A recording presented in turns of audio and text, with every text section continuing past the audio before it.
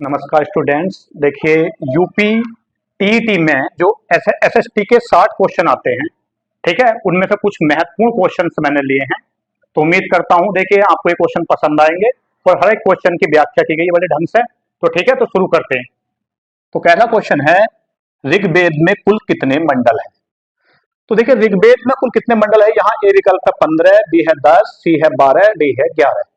तो ऋग्वेद में जो कुल मंडल हैं वो कितने हैं? 10। इसके अलावा ऋग्वेद से जुड़े क्वेश्चन देखिए, सबसे प्राचीन वेद है, ये क्वेश्चन जनरल बात हुई। इसके अलावा क्वेश्चन आता है कि ऋग्वेद के तीसरे मंडल में क्या है, तो तीसरे मंडल में है गायत्री मंत्र, जिसे लिखा था विश्वामित्र ने। ठीक है, तो ध्यान रखना इस चीज का। तो कौन सा जवाब हो जाएगा इसका? बी। दूसरा क्वेश्चन है, किस धर्म ग्रंथों को वेदांत भी कहा जाता है? ये क्वेश्चन आया हुआ है यूपीटीईटी में कि किन धर्म ग्रंथों को वेदांत भी कहा जाता है। तो देखिए यहां दिया है वेद, वेदांग, उपनिषद, पुराण। तो देखिए जो वेदांत कहा जाता है वो कहा जाता है किसे? उपनिषद को। उपनिषद जो है इनकी कुल संख्या 108 में आपसे बता दूं। यहाँ पे जो सबसे बड़ा उपनिषद है वो बृहदारण्यक उपनिषद है, और जो सबसे छोटा उपनिषद है वो मांडुक्य उपनिषद है। एक क्वेश्चन और बनता उपनिषद से कि सत्यमेव जयते किससे लिया गया, किस उपनिषद से? तो वो लिया गया है मुंडक उपनिषद से।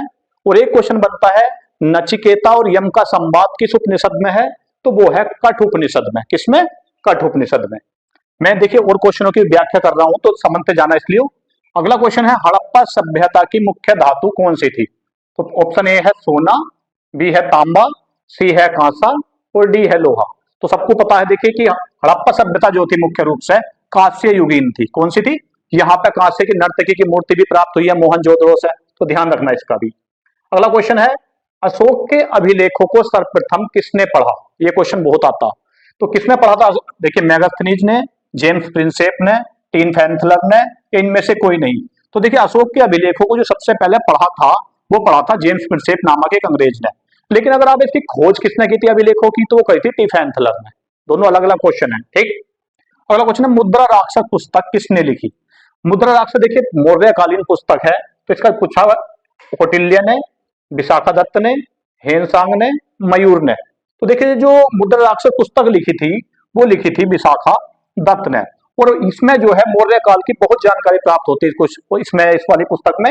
और दूसरी बात मैं बताऊं कि जो मुद्रा राक्षस पुस्तक है इसमें चंद्रगुप्त मौर्य को वृषल और कुलीन कहा गया है। ठीक है। अगला क्वेश्चन है, ब्राह्मीर का संबंध किस क्षेत्र से था?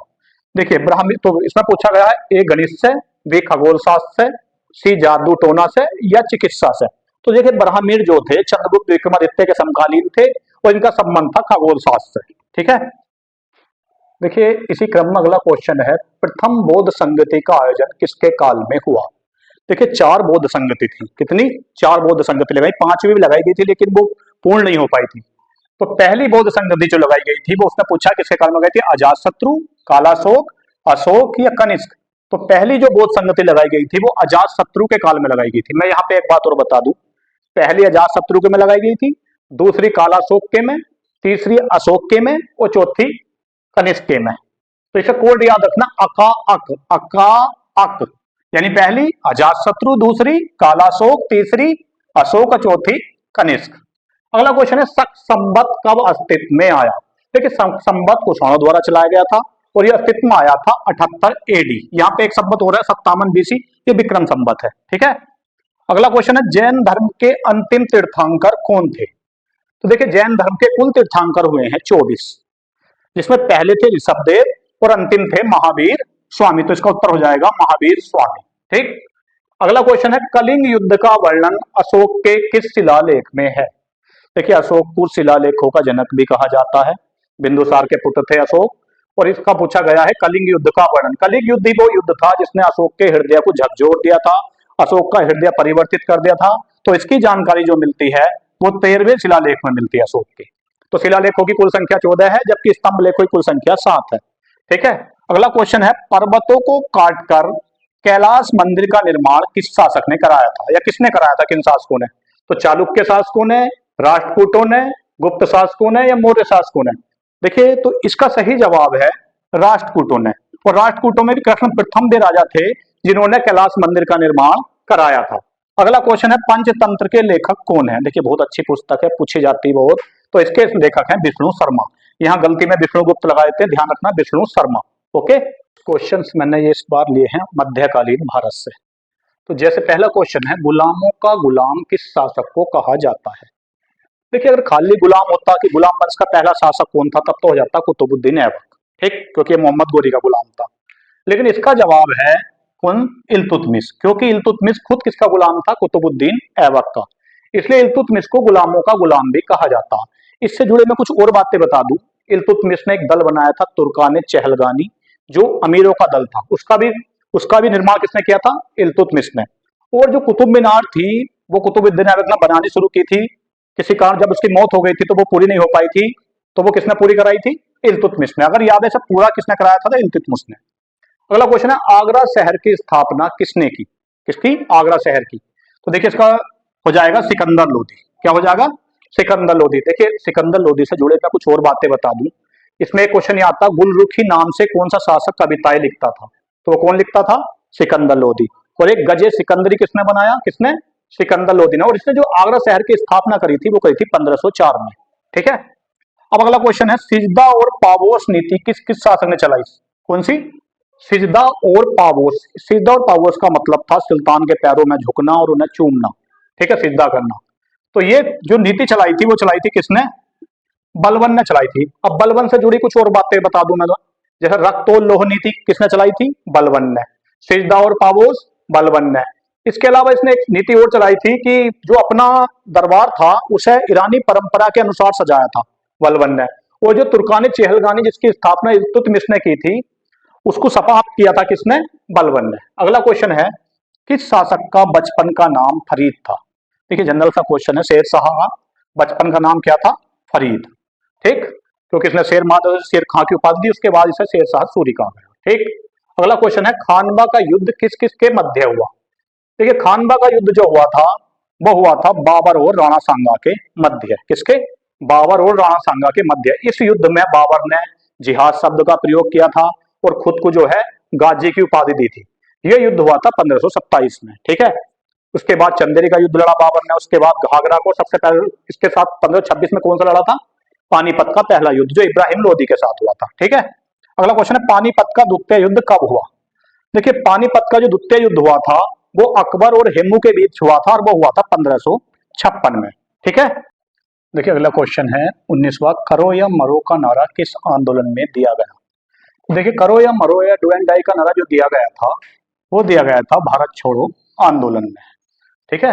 कब हुआ था? 8 अगस्त 1942 को। भारत छोड़ो आंदोलन को अगस्त क्रांति मैदान भी कहते हैं। ठीक है। अगला क्वेश्चन है, प्रथम गोलमेज सम्मेलन किस सन को हुआ? देखिए, गोलमेज सम्मेलन कितने हुए थे? कुल 3 हुए थे, जिनमें जो पहला हुआ था वो हुआ था 1930 को। और देखिए, द्वितीय जो गोलमेज सम्मेलन 1931 को हुआ था, उसमें महात्मा गांधी ने ही भाग लिया था। अगला क्वेश्चन है, प्लासी का युद्ध कब हुआ? तो देखिए, प्लासी का युद्ध जो हुआ था, वो हुआ था 1757 में। अब मैं ये बता दूं, ये जो है नवाब सिराजुद्दौला और क्लाइव के बीच हुआ था। इसमें अंग्रेजों की तरफ से जो नेतृत्व करा था, क्लाइव ने किया था। ठीक। अगला क्वेश्चन है, भारत में सिविल सेवाओं की शुरुआत किस शासक ने की? तो देखिए, भारत में जो सिविल सेवाओं की शुरुआत की थी, वो लॉर्ड कॉर्नवालिस ने की थी। और लॉर्ड कॉर्नवालिस ने देखिए इस्तमरारी बंदोबस्त भी शुरू किया था, कॉर्नवालिस फोर्ट भी दिया था। और इसके साथ साथ ही वो लॉर्ड है जिसकी कब्र भारत में गाजीपुर में है। ठीक।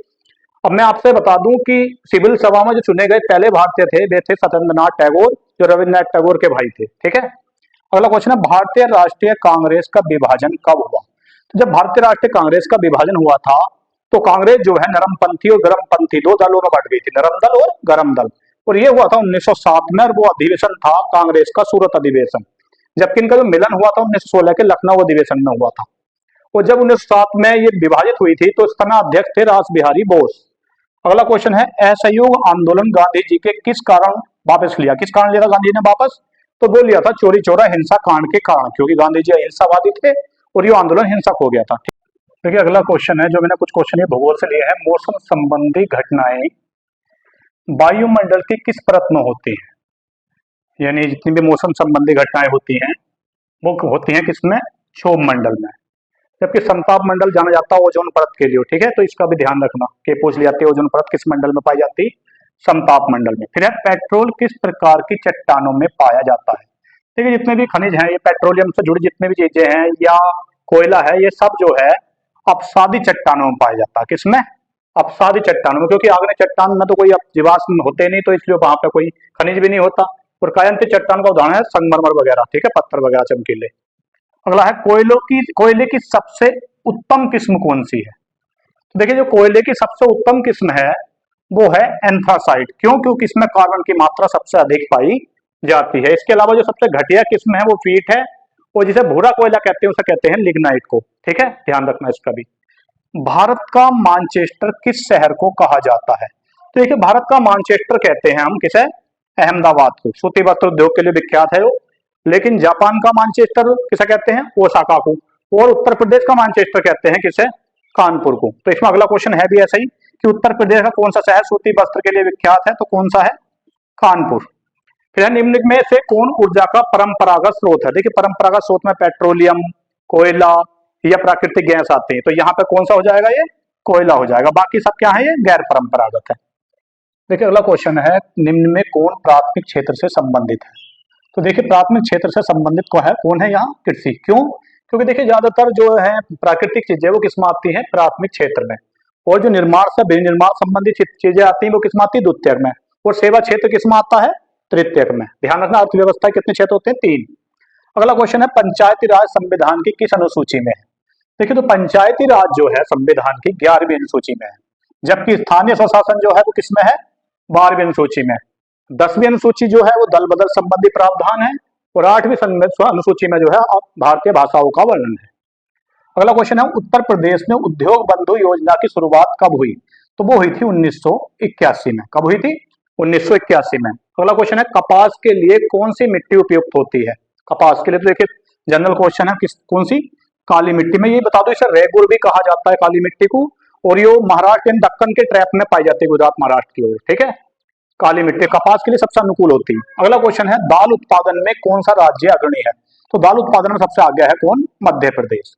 36 क्वेश्चन है आधुनिक ओलंपिक खेलों की शुरुआत कब हुई?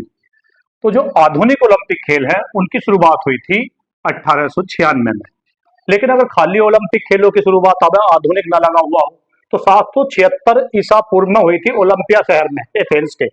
ये भी एथेंस में ही हुए थे, ठीक है, ध्यान रखना इस चीज का भी। और किसी वजह से यह आपका पैरो ओलंपिक खेलों की शुरुआत किसने की थी? तो गुडविन वुडवर्टन ने की थी, ठीक है।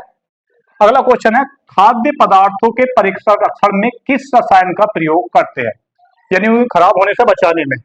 तो वो हम प्रयोग करते हैं सोडियम बेंजोएट का। ये अक्सर क्वेश्चन पूछ ले जाता है, ठीक है। अगला क्वेश्चन है मानव शरीर का ताप सेंटीग्रेड में कितना होता है? तो देखिए सेंटीग्रेड में जो मानव शरीर का ताप होता है 37 डिग्री सेंटीग्रेड होता। 98.6 जो होता है वो फारेनहाइट में होता, सेंटीग्रेड में नहीं होता, ठीक है। अगला क्वेश्चन है लोबी किस खेल से संबंधित है? देखिए क्वेश्चन भी आया हुआ लोबी किस खेल से संबंधित है? तो लोबी जो है वो कबड्डी से संबंधित है। किससे? कबड्डी से। और लास्ट क्वेश्चन है निम्न में से किसे सजीव व निर्जीव के बीच की कड़ी कहा जाता है? तो सजीव और निर्जीव के बीच की कड़ी कहा जाता है किसे? वायरस को। क्यों? क्योंकि इसमें कुछ लक्षण सजीव के और कुछ लक्षण निर्जीव के पाए जाते हैं। जो एसएसटी के मेन क्वेश्चन मैंने आपको ये कराए हैं, बहुत ही मोस्ट क्वेश्चन है और सभी क्वेश्चनों की व्याख्या की गई है। देखिए सहायक सामग्री का इतना बड़ा जो है उपलब्धता नहीं है, तो उम्मीद करूंगा कि आपको ये पसंद आएगी। तो चैनल को लाइक कीजिए, सब्सक्राइब कीजिए।